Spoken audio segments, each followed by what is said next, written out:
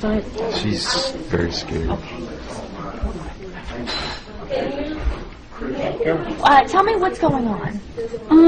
Well, I'm a Christian, and my parents are Muslim. They're extremely devout, and they can't know about my faith. Well, they do now, but they've threatened to kill me. I don't know if you know about honor killing, but this faith that you guys don't understand. Islam is very different than you guys think.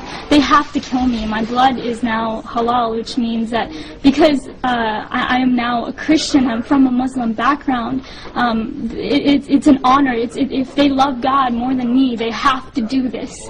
And I'm fighting for my life. You guys don't understand. They don't understand. What did your father say to you? He said he would kill me, or I'm sent back to Sri Lanka where they put me in the asylum. He said they go crazy. It's okay. Calm down. I ran away from home. I wrote my parents a note. I said, I refuse to deny Jesus, and He's my Lord and Savior. And I pray you find His forgiveness and mercy, and I love them both dearly. I wrote that, but they never showed it to the police officers. They want me back home. I can't go back to Ohio. You guys don't understand that community.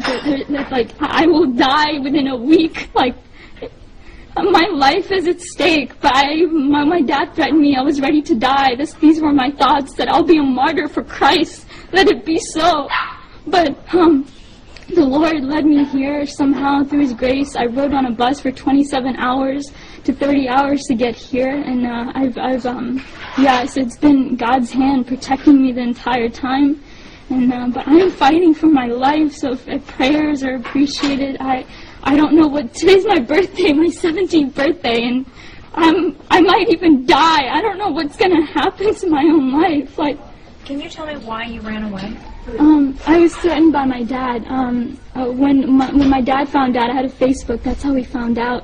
And phone calls from the Muslim community started coming in with emails, and he confronted me. And I had a laptop, and he took that laptop and he waved it in the air, and he was about to beat me with it. And he said, if you have this Jesus in your heart, you're dead to me. You're not my daughter. And I refused to speak, but he said, I will kill you. Tell me the truth. And these words, bad words, he cussed words. And so I knew that I had to get away. A couple of weeks later, even I told my dad that I needed to learn more about Islam because I was scared. And I said that because when I had come to know the Lord, I dropped everything about Islam. I mean, I had to hide my Bible for years. I would go outside to pray. When my dad was asleep was when I went outside to pray. I snuck out to Christian prayer meetings in fear of my life. And finally, this day had come where I was confronting my dad. But a couple of weeks later, after I told my dad that I wouldn't follow Islam, but I would learn more about it, he put me class after class after class after class, thinking that that my mind was going to be back in it. But of course not. I mean, I'm a follower of God, Jesus, the true living Jesus. But a couple of weeks later, my mom found a Christian book, and I knew it was then that it was over for me. I had to leave. How did you end up in Florida here? Here? What happened is that night I had to leave, so I left. That Saturday night, was it? It was Saturday night in the morning. I left to go to a friend's house, and I asked her, I begged her to take me to church. I needed to get to church. I needed to pray. I needed to seek the Lord to know what to do. And so that entire day from 7 in the morning to late at night, I prayed and prayed and prayed, and finally I was able to get a ride back home to the person's house. And then I stayed there Sunday night, because my dad was coming back home from his trip that night. And so I stayed there that night, and I just left. I hitchhiked to a bus station, and I got a ticket to Florida because I had met them through a prayer ministry on Facebook. And this was the farthest away from Ohio, and you don't understand. If I had stayed in Ohio, I wouldn't be alive. And so I was able to do that, and I called them from on the bus. I used random, nice people there that I was able to talk to, and I used their phone to call them, and then I came here. Here I am. Has there been any type of killings at all in your family? Have you ever seen anything like that? I'm not sure, but in 150 generations in my family, no one has known Jesus. I am the first one. So imagine the honor in killing me.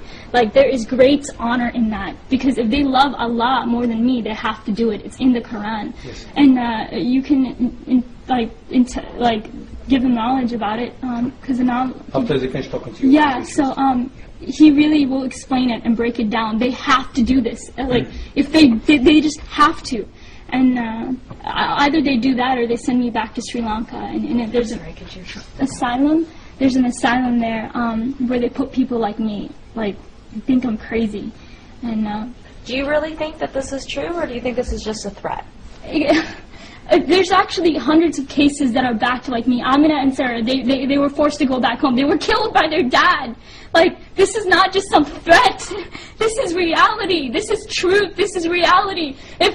How many more cases? If you want, there's case after case. There's hundreds of them. I am one.